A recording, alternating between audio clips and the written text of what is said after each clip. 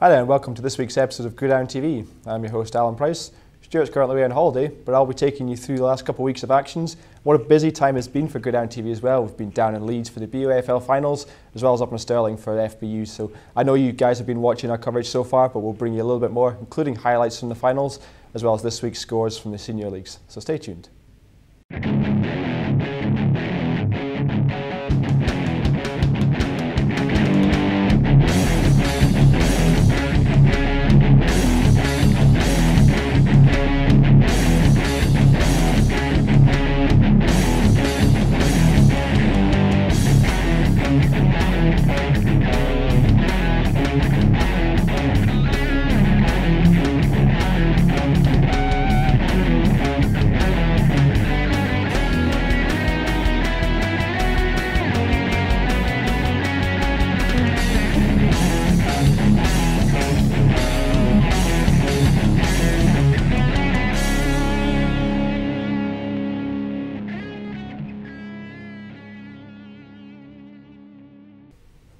Hi there and welcome back.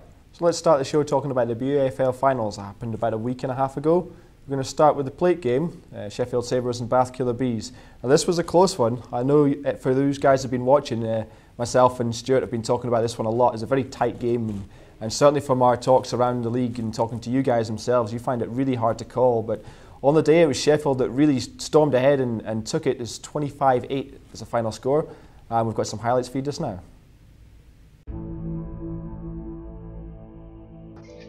This year's BUAFL Plate Final saw the Sheffield Sabres take on the Bath Killer Bees.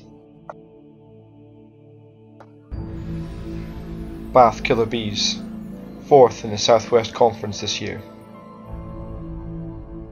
Sheffield Sabres, 3rd in the North Conference.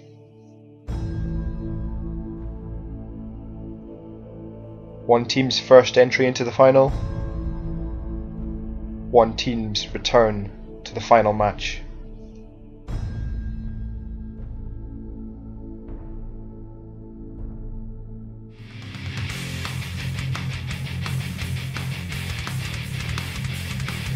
The Sabres received first possession, but a fumble on their opening kick return gave the ball to Bath to open with their offense.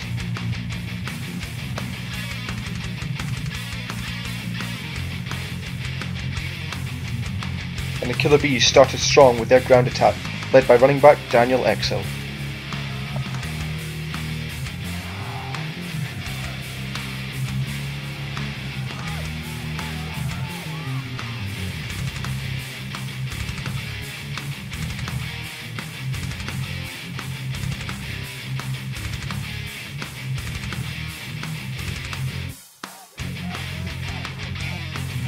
The Sabres also started with their strong running attack, led by Landon White, who looked to make up from his early mistakes by breaking tackles and moving the ball downfield.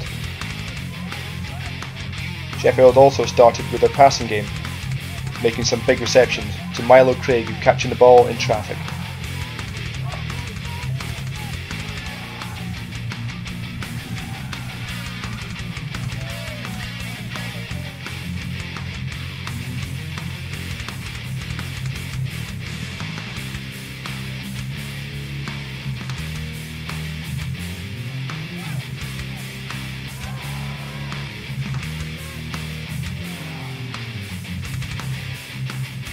First score of the game came from Dan Jones, finding Milo Craig in the back corner of the end zone, beating 3 Bath defenders to put 6 points on the board.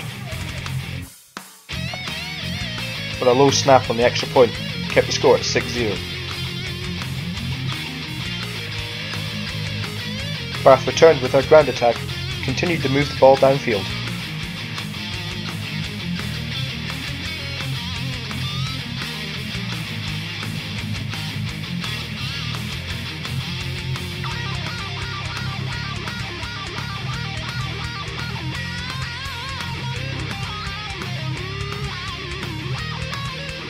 But it was the Sabres that would have the next big play of the game, with Milo Craig taking an end-around handoff and taking the ball deep into Killer Bees territory.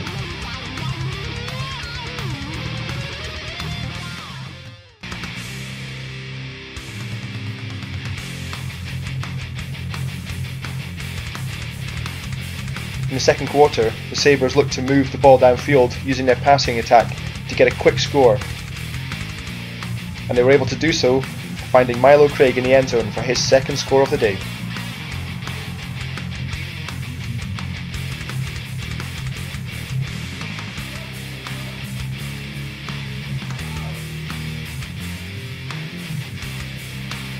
Unfazed, Bath Killer Bees continued with their ground attack, trying to move the ball downfield. But the Sabres defense stepped up, turned over possession, and gave their offense another chance on the field. The Bees tried to get the ball moving again through the air, but it was intercepted by defensive back Matt Duffy, who took it back into his opponent's half.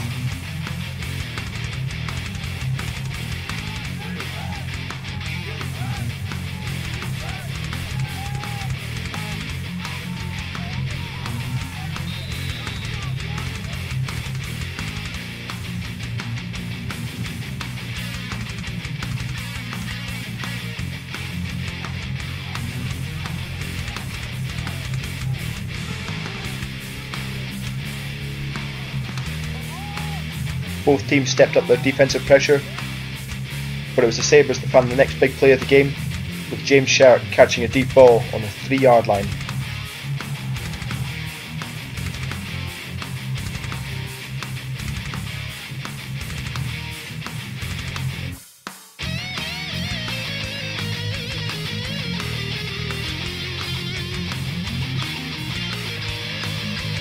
However, they were unable to take advantage of this field position, and the ball went back into the Killer Bees' hands, only for it to be fumbled away to give the black and yellow attackers another chance at the end zone.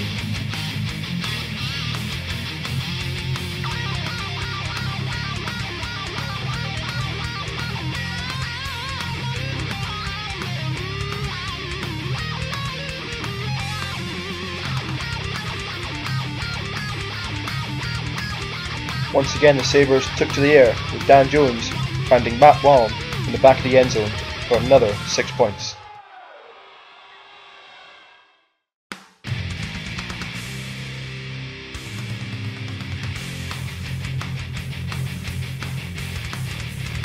Second half started evenly, with both teams vying for field position.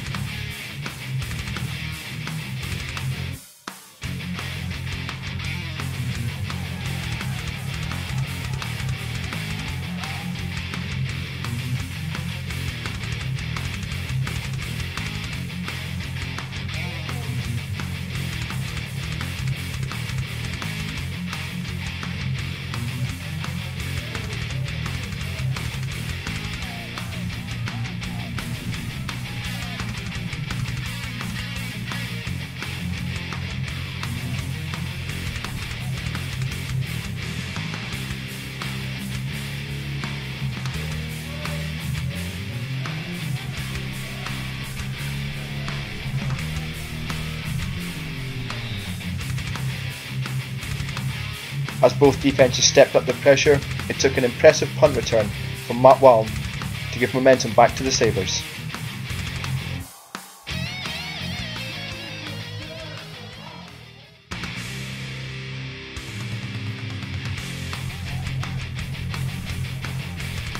At the beginning of the fourth quarter, it was the Sheffield Sabres that looked to seal the deal, but the Bath defence held firm.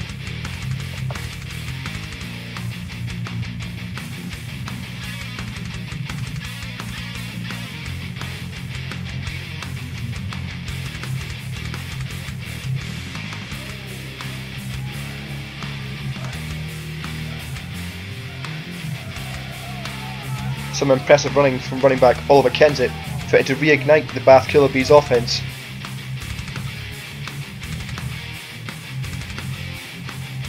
And it did so, with a 25-yard touchdown pass to receiver Michael Hutchinson.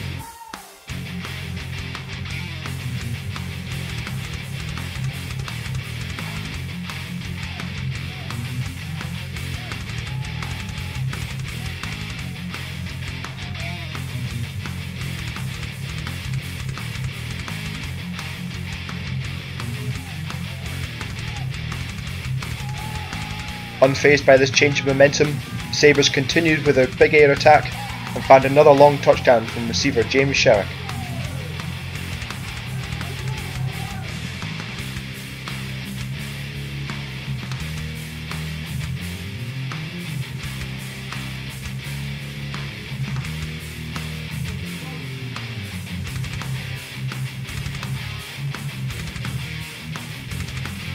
Bath continued to fight all the way to the end, keeping the ball moving up and down the field. But to no further scoring avail, as the final score reached 25 points to 8, and the Sheffield Sabres have crowned the new Plate champions.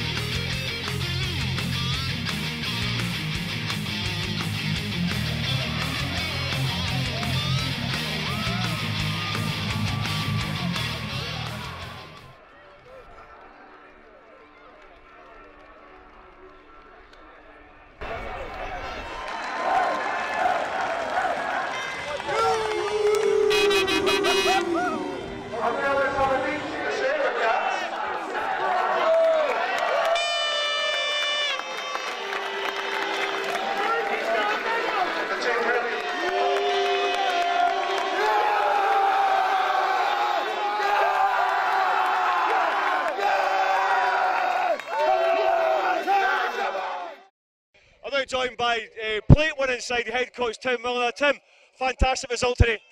Yeah, absolutely. I couldn't be more delighted for the guys. They've put in so much work this season and it's a really good way to finish off. Absolutely fantastic. After the first quarter, you lost all three starting running backs, but you still managed to go 19 ahead. How did that feel? Were you worried at that stage? Obviously it's a concern, but frankly, the QB stepped up, the wide receivers stepped up, the O-line stepped up. Everyone did their jobs fantastically well. So couldn't be happier. I would take a hat off to the Bath Colour Bees as well. I mean, they put in a good performance today, didn't they? Absolutely, yeah. We knew they were going to be like that throughout the game, and they put in a fantastic. They never stopped fighting till the final whistle. What now for yourself? Is this your way to celebrate, or your way to prepare for next season? Well, we'll see about next season over the off season. We'll aim higher.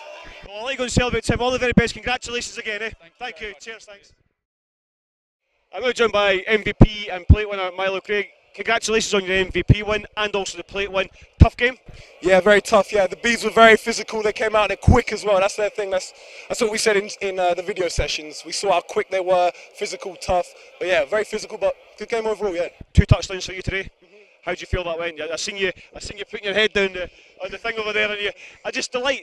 Yeah, it's just, you know, when you work so hard to get somewhere and you score a touchdown, it's just such a sense of relief, you know, because American football's so about fine lines between getting it wrong and getting it right. And obviously on that one, I just got it right, and I just put my head down, relaxed a bit. I thought, yes, let's score. I mean, as much as you won the MVP, but it's down to a team performance at the end of the day. Your team ground out a cracking result today. What's now for you guys? Apart from celebrating, obviously, what's next for you? Well, we're in a good position, really. You know, I think three players on the defense are graduating. The whole D-line's rookie, so they're going to be there for 3, 4, 5 years still together, and they're going to get better and better. On the offense, we've got Jacob Hardy coming through, Sam Kennett, QBs. They're going to be very good. They've got more years on them. Running back Sam Broughton should be returning as well, who's GB. And basically, we just sort of focus on recruiting O-line, I think, and we're in a really good position right now. Good. Well, I'll keep you. Your team's waiting for you. Go and celebrate. Congratulations. Thank you. Cheers. So some great highlights there, and it's a really exciting game, and I'm sure Sheffield are still celebrating. So congratulations to them. And if you also head over to www.gridirontv.co.uk, you can also find some extra information and extra content from that weekend, including some pre-game interviews we did with both head coaches, as well as photos and other roundups on the weekend. Coming up next, we've got scores from Week 3 of the BAFANL National League, so stay tuned.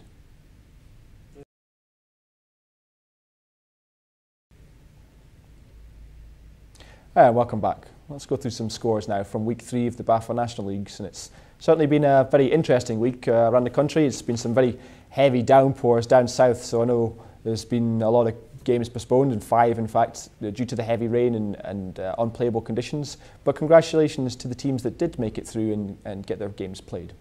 Some of the scores that stood out from this weekend, let's go through some games from Saturday. We've got East Kilbride Pirates now up in the Premiership, facing Birmingham Bulls, and coming out clear victors there, 47-0, so a very impressive result from them. And then also on Saturday, down in Division 2, we've got Bournemouth Bobcats, and they were facing off against Gloucester Centurions, and that was a much tighter match, in fact 6-6, so the first tie of the season, and that was a very tight game. And then moving into Sunday, that's when the rain really hit hard, so you can see there were several matches postponed, but we still had some really good results from the weekend. A couple of tight matches, including up north in Division 2 with Clyde Valley Blackhawks playing Glasgow Tigers. Only 2 points in it, so again another tight one, but Clyde Valley coming out 10-8 victors, so they'll move forward in the season. A little bit of a setback from the Tigers, but I'm sure they'll bounce back. Also down south, we had another tight fixture with the Nottingham Caesars facing off against the Lancashire Wolverines. This time only 1 point in it, so it's 9-8 victors to Nottingham, so congratulations. But the biggest score of the week goes to Edinburgh versus Carlisle. Edinburgh's first game of the season, and they really came out of the traps flying with a 51-0 victory against the Border Reivers. We managed to catch up with head coach Don Edmonston before and after the game to see his thoughts. Hi, welcome to Meadowbank Stadium on Gridiron TV. I'm now joined by head coach of the Edinburgh Wolves, Don Edmonston. Don, big day today, opening game of the season. Your guys all ready to go?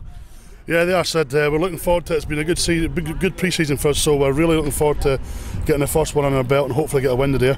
The last time we spoke here was against Carlisle, and the Wolves came out victorious, and you said the season was hampered by injuries. How's that looking just now? Your guys all fully fit? We've got a couple of guys that's not playing today, it's injuries, but they're not long-term injuries, they're short injuries. Will be back next game. We've got a squad at 48 kit today, so we're in good position today. And we spoke to you back in December about your new coaching staff. How are they coming into play with the team now? I think you see a big difference in the team today from last year. Discipline, hustle, attitude, everything. I think they've all done a great job coming offence and defence. Has done a good job for us. I mean, it's quite a bit of crosswind coming through the stadium this afternoon. Are you guys looking to maybe hit the ground running, or are you just going to try and air it out and just try different things? Wishbone.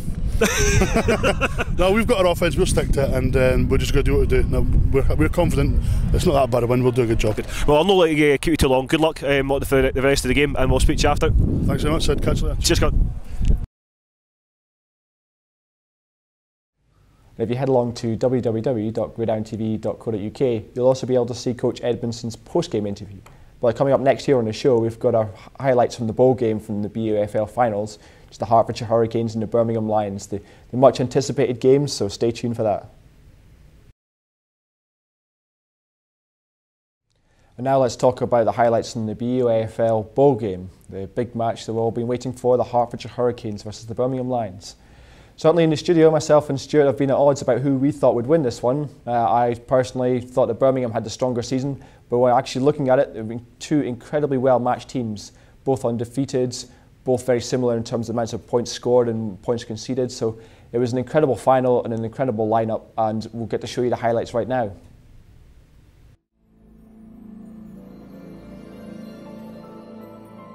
The journey of two great teams brings us to the South Leeds Stadium, to the BUAFL Championship Bowl game. Birmingham Lions, 4 finals in 4 years. Hertfordshire Hurricanes, stronger and stronger with every game, looking to take the title for themselves.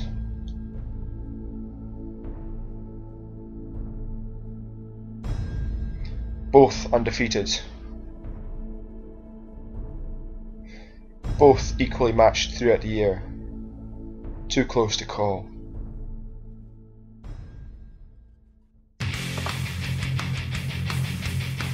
The Hurricanes started with the ball and tried to set the tone early with some tough running, but both teams were fired up, and the Lions' defence stayed strong and laid down their own big hits.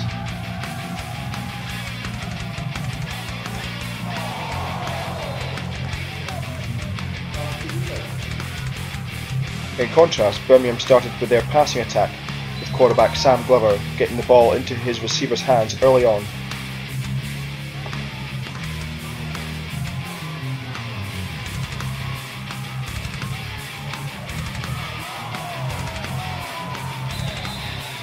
Running back Dan Conroy then joined the attack behind his big offensive lineman to get the ball moving downfield. Before Sam Glover got the first score of the game, rolling out to his right, and finding receiver John Zinkas for the first score.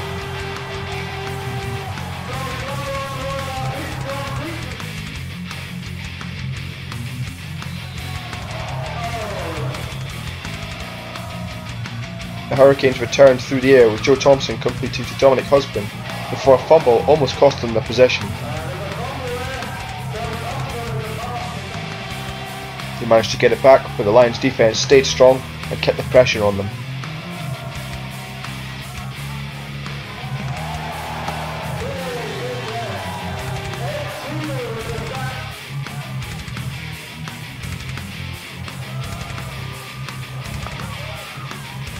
Both teams traded possessions until Thompson found Nicholas Bagnall over the middle for a 55-yard touchdown pass to give the Hurricanes their first points of the game.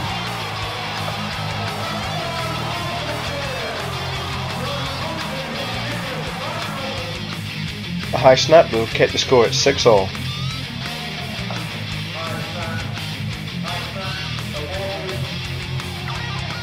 The Lions looked to come back and get the ball downfield early, but pressure up front forced a wayward throw that was picked off by the Hurricanes secondary. The Hurricanes looked to capitalise on this with a deep play, only for Thompson's pass to be intercepted and then subsequently fumbled and then recovered by the Hertfordshire offence, saving them from a turnover.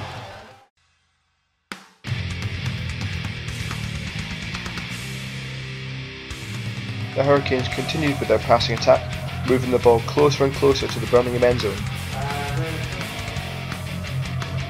before Thompson laid out a lofted pass to receiver Andrew Harrison to pick up the second score of the day.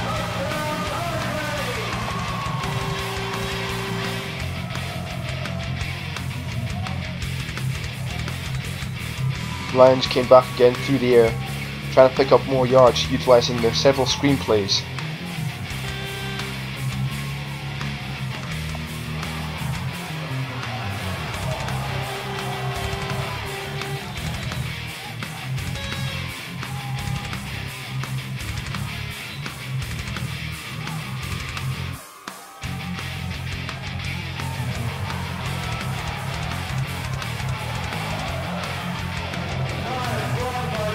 With Glover and Conroy picking up yards on the ground as well, it helped move the ball closer and closer to the Hurricanes' end zone.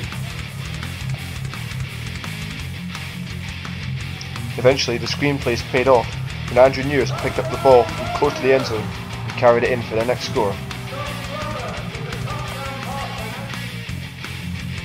The extra point took the Lions back into the lead at 13-12. It was then the turn of the Hurricanes quarterback Joe Thompson to find more holes in the Lions defence, using his arm and his feet to find first downs.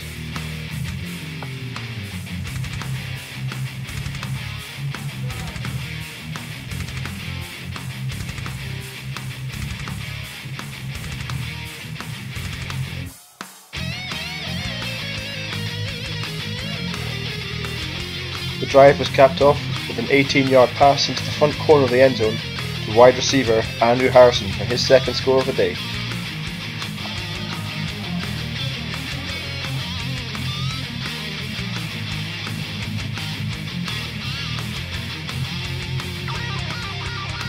The Lions returned with their combination of ground attack and screenplay to try and get the ball moving downfield, but unfortunately they had to return possession to the Hurricanes, only for it to be intercepted by linebacker number 54 George Pruden, who would give the ball back to the blue and white.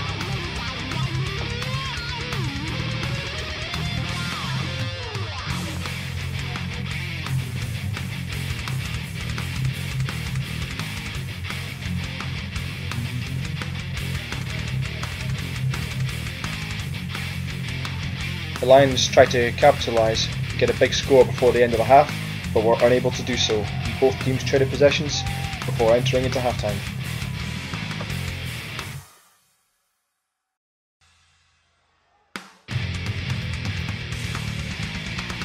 In the second half, it was the Lions that received the ball first, looking to overcome the deficit and get back into the match. But another turnover cost them their first chance, as it would be the Hurricanes that would open the half.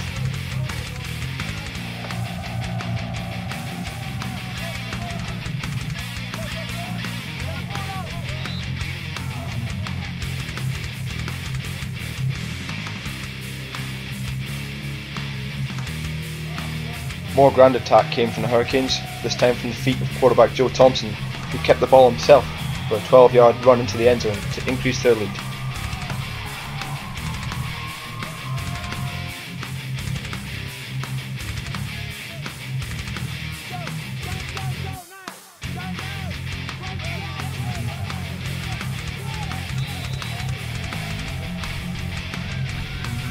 Unfazed, the Lions continued their offensive efforts, moving the ball downfield with Darisu taking snaps and taking them close to the Hurricanes' end zone.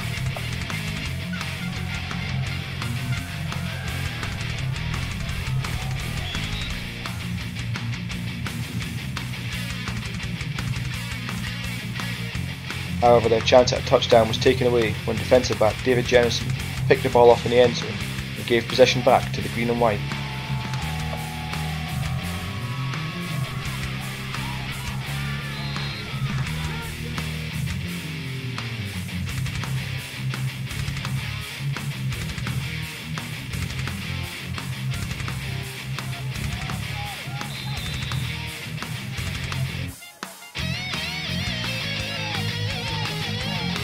Their persistence paid off as Darisu floated a perfectly weighted pass to John Zinkus, who took it 36 yards for their next score.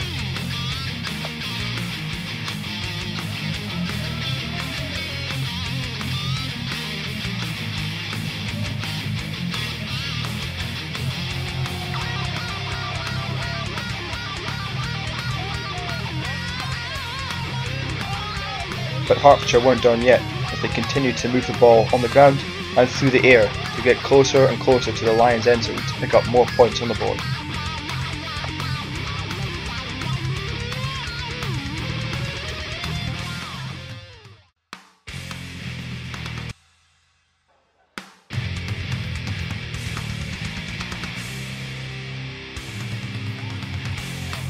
Struck early when an interference penalty in the end zone set up a short field for running back James Howell to pound in from a yard out.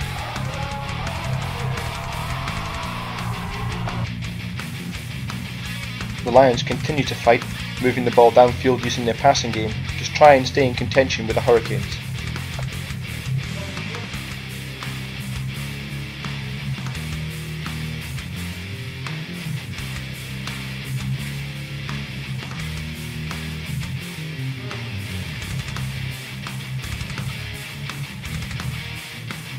However, the strong running from quarterback Thompson from the Hurricanes kept the Lions' defense under pressure and started to expose some holes.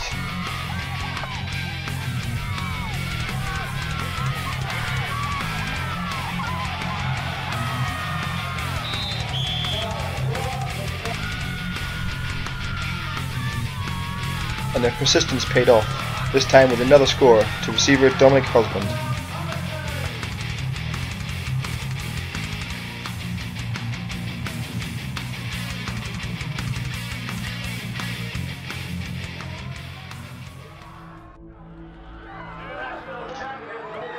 The final score of 37 points to 19 leaves coach Jim Messenger and the Hertfordshire Hurricanes as champions of the BUAFL.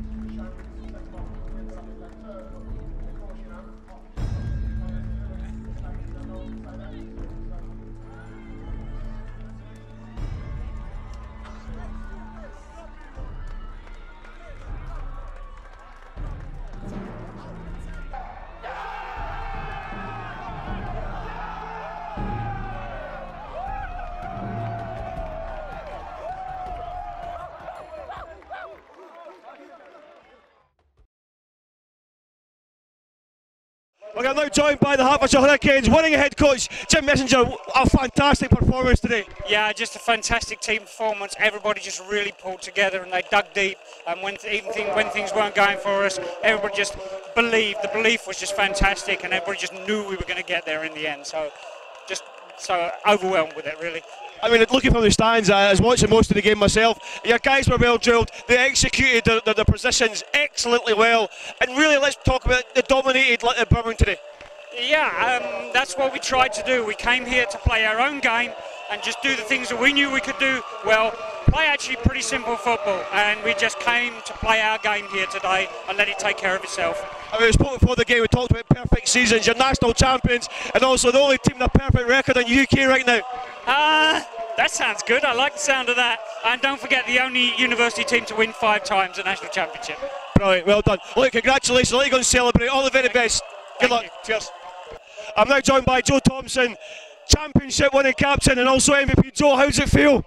It feels great, man. All the hard work we put in from day one, it's all paid off now, and I'm glad I put in 3 times a week in the rain, in the snow, in freezing temperatures. This makes everything worth it. But that's what it takes, doesn't it, to win things like this? Absolutely, absolutely. Nothing less. I mean, obviously, I said to Jim Messenger, your head coach, not only is that a perfect season, you're now national champions in the UK. Yeah, it's not too bad to go perfect.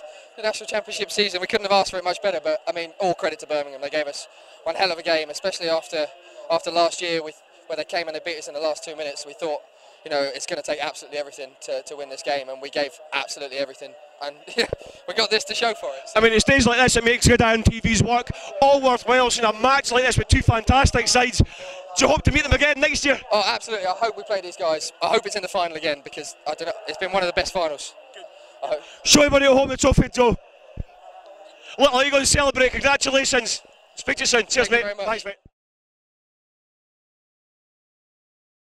So congratulations to the Hurricanes there for a fantastic victory. And also thanks to our sponsors for the weekend, dbprint1.co.uk, as well as the whole weekend sponsors Gatorade for helping put on an incredible show the whole weekend. We also managed to catch up with Andy Fuller, BUAFL president, to talk about his thoughts on how the weekend went. I'm now joined by President of BUAFL, Andy Fuller. Andy, 2 fantastic games today, isn't there? Both games have been absolutely brilliant, and each team involved has been a real credit to their institution. There's 2 aspects of the day. There's on the pitch, and both finals demonstrated some really good football, and you know, we can be really proud of what went on the pitch. The second element of it is off the pitch, the way they conduct themselves, the way they manage themselves, liaising with us, liaising with the venue, and they've both been both sets of finalist teams have been exemplary today. I mean, it's real credit to the league, real credit to their institutions. I mean, what next for the University of Leeds? If we see a final like this, it's going to be hard to match that next year. Yeah, I mean, we just seem to be, over the last couple of years, getting tremendous finals. Last year, in both the Challenge Trophy and the National Championship Trophy, you know, we saw some excellent football, and obviously in the final of the Championship, it was that sort of last gasp win for Portsmouth, with Birmingham trying for the extra 2 points. So, you know, a tremendous end there. And then this game, different in so many ways, but of equal intensity, equal in terms of so many different aspects of quality football that, you know, next year, who knows? But it's going to be a very tough act to follow. I mean, obviously you guys put a lot of time and effort into organising the regular season, not just obviously the finals and the playoffs. Is it days like this that make everything worthwhile for you?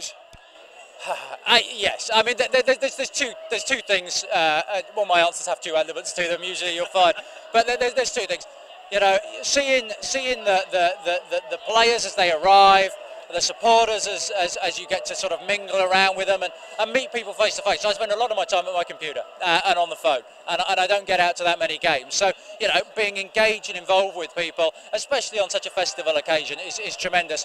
But, you know, there are equally important touch points throughout the season where teams, it doesn't necessarily have to be something on the field, but they've achieved something in relation to their relationship with their university, or gaining a sponsor, or recruited more players, and you know, and it's all relative to the position of that team and the circumstances at different times. But I think, you know, it's always a tremendous occasion to come up here to Leeds, and you know what's made it even better this year, we've got different blogs and so forth covering our games. We've got Gridiron TV coming here and providing wonderful coverage for us. We're truly grateful.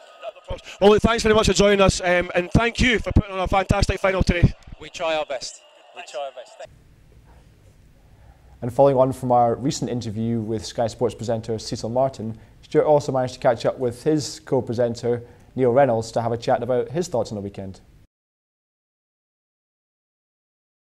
Joined the game by Neil Reynolds. Neil, what a fantastic final we had there, wasn't it? Great final, great advertisement for university American football in this country, because it wasn't just a good game back and forth for a long time until Hertfordshire took control, but it was a really well played game, I thought, on both sides. So Birmingham lost, Hertfordshire won, but both teams need to go away with a lot of credit because it was a really good advert for the sport in this country. I mean, also Hurricanes go away perfect for the season.